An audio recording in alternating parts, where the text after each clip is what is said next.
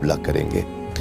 किस वक्त तक सब्र करना अफजल होता है और कहाँ सब्र नहीं करना, वो सब्र वहाँ बुज़दिली कहलाएगा।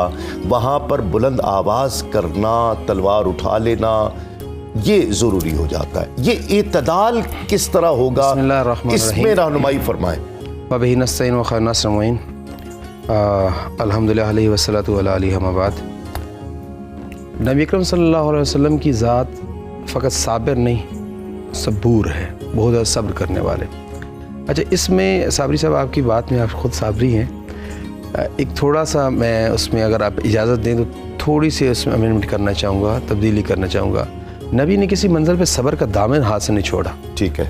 तलवार उठाना भी सब्र है, ठीक है। रोना भी सब्र है, दुश्मन के मुकाबले में खड़ा होना, डट जाना भी सब्र है, अपने दिफा के लिए मैदान में उतरना भी सब्र है। यानी नबी अकरम सल्लल्लाहु अलैहि वसल्लम की ज़ात की निस्बत कतन ऐसा नहीं है कि उन्होंने किसी मंजिल पर सब्र को हाथ से जाने दिया। मैंने वही अर्ज़ किया कि अब बर्दाश्त नहीं करेंगे, अब मुकाबला करेंगे। नहीं, बर्दाश्त फिर भी वो बर्दाश्त है। मुकाबले की मंजिल में भी देखें ना कि जब कैदी आते हैं तो उन कैदियों से क्या क्या सलूक किया जाता है, और मद्दे मुकाबल को देखा जाए कि मद्दे मुकाबल क्या सलूक कर रहा है और हजूर क्या सलूक फरमा रहे हैं। ठीक है। उनके फरमा रहे हैं कि इनके जिस्म को मुसला ना किया जाए, मकतूलीन के जो कैदी हुए हैं उनको कैद किया गया और फिर उनसे जजिया लेकर उनको छोड़ा गया।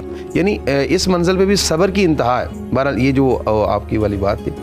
अच्छा, इसमें अब सब्र कहाँ करना चाहिए? सब्र के लिए जो रवायात की रोशनी में अर्ज़ करना चाहूँगा कि 4 मंजिलें ऐसी हैं कि जो सब्र कहलाती हैं। ठीक है। अला, अन, इंदा, मिन।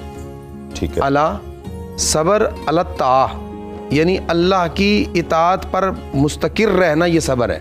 ठीक है। यानी उसकी इताअत है कि आप सुलह कर लो तो सुलह करना सब्र है। फिर सुलह हुदैबिया होती है और वहाँ पे उंगलियां भी उठती हैं, लेकिन सब्र किया जाता है, नतीजा क्या मिलता है? फतह मक्का हो जाती है। ठीक है।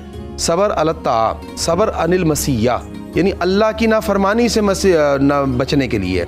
अल्लाह की नाफरमानी फ़कत नहीं बल्कि खुदा के बारे में किसी गुमान से बचने के लिए।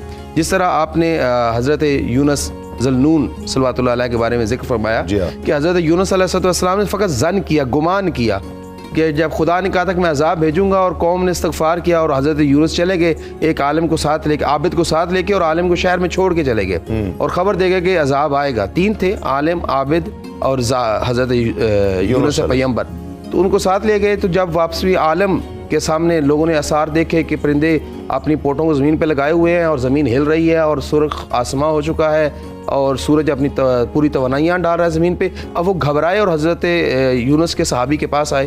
तो हज़रत यूनुस का वो दोस्त आलिम उन सब को लेके मैदान में गया, औजारी की, गिरिया पका किया, अल्लाह ने अज़ाब डाल। जब हज़रत यूनुस पलट के आया, देखा कि शहर कायम है, अज़ाब नहीं आया, तो उन्होंने गुमान किया कि खुदाया तेरी मखलूक थी अल्लाह नक़दर अलैह, तो इस पे मतलब कि नहीं चाहता था कि इनको अज़ाब दे, तो फिर मुझे क्यों इनके बारे में। तो फिर जब पलटे तो फिर मछली ने उनको अपने शिकम में ले लिया और फिर वो